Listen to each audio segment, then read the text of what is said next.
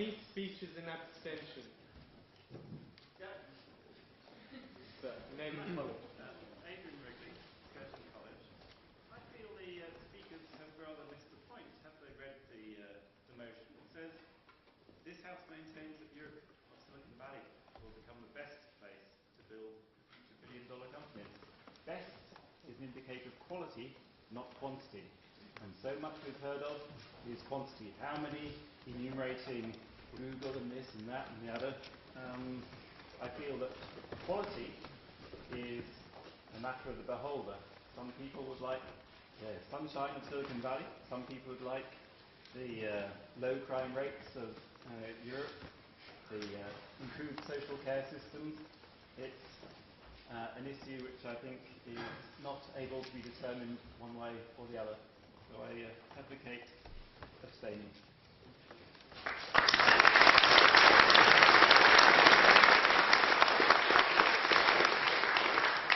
Another speaker in proposition of the motion. Further speakers in opposition, please. I'm David from Trinity College. I'm very in favor of Mr. Hoffman's argument about this cultural thing. And I think there is a fundamental difference between Europe and the US, where Europe still have a very strong social class system. But against America has a very, well, basically all on grassroots. Everyone can succeed. And recently there is a new taxation law rolled out by the Chancellor here, Alistair Darling, saying, well, we're going to charge 18% flat rate across the board, including PE and venture capital. That has posed a big question because at the moment, I think from the source I read, the venture capital is just managed to balance in UK. And with that new taxation law, I think they're facing tough competition for the PE. Thank you.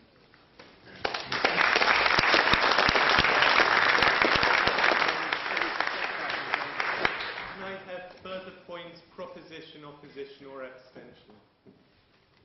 Sir, name and college, please. Miles Durham, Stacey, Hopkinton College. I'd just like to address the audience with my 3 points in opposition of the motion. Firstly, one of immigration. I feel that the United States of America has benefited greatly from its immigration policies. You gentlemen and ladies from America are pretty much immigrants yourselves.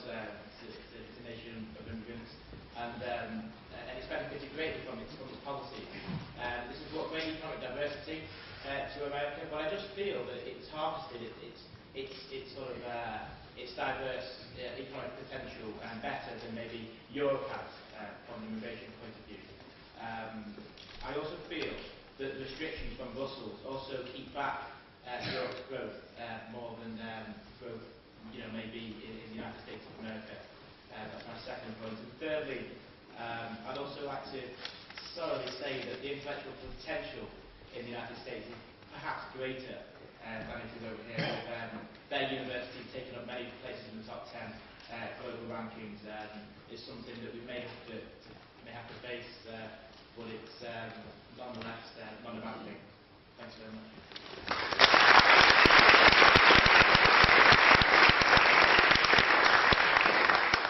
Further speeches from the audience.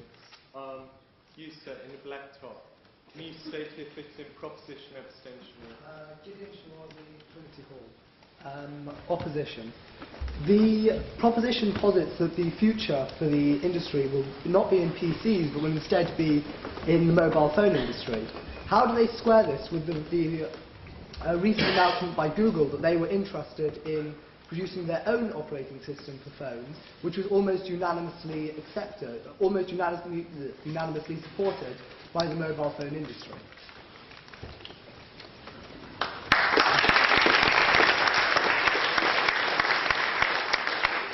Any more speakers? Sir, at the back in the black top, please. Will Harvey, Morgan College. I think there's been some excellent points about highly skilled migrants. I'd just like to add to that the success of Silicon Valley, it's been said, has been based on ICs, not integrated circuits for Indians and Chinese. And 40% of the foreign-born population in Silicon Valley, 40% of the population rather, is foreign-born. However, both in the US and in Europe, there has been problems with attracting and retaining highly skilled migrants. The H-1B visa issue in the US is a problem. A new highly skilled migrant program, for instance, in the UK is not really adequate. And so I would say abstaining, the countries or regions that will be most successful will be those that have immigration policies that can both attract and retain. And at the moment, I'd say both the US and Europe haven't been successful. Other places like Canada and Australia have been very good in that regard.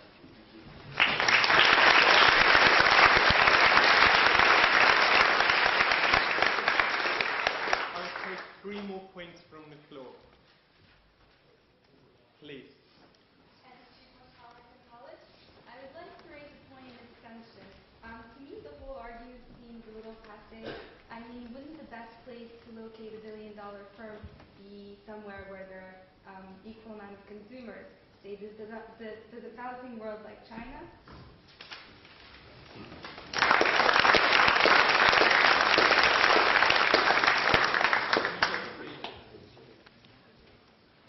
Yes, sir. Hugo Hathaway, St John's College.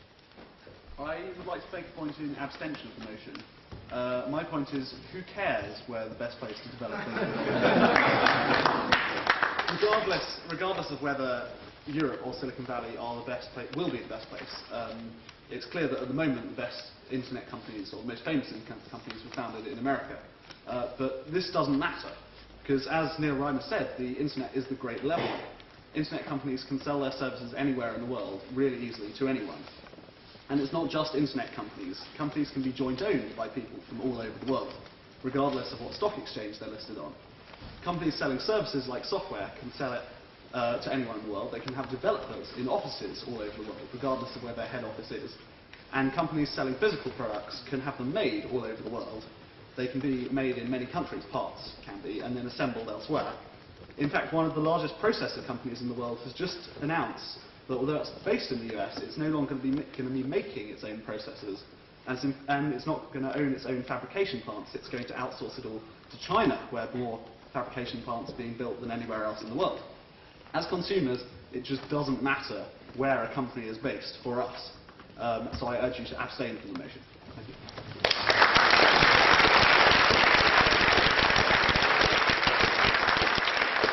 Final speaker. You, sir, please. Quentin Roudébusson, Clare College. I would like to make the point that in the United States there is no social safety net to allow people to perform in a mediocre manner. This forces people to always perform at their best, and just as the meritocratic academic system forces people to fulfill their potential, this encourages companies to be much better than they would otherwise be if they had the option of failing. Thank you very much.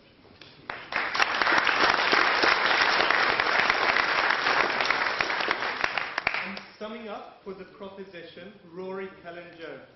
He's been reporting on business and technology for the BBC for 18 years. He's worked on the Money Programme, Newsnight, and the Today Programme. He covered everything from Black Wednesday and the BCCI scandal to the dot-com bubble. Rory is the author of .bomb, which is a critically acclaimed account of Britain's dot-com bubble. He's married with 2 sons. Please.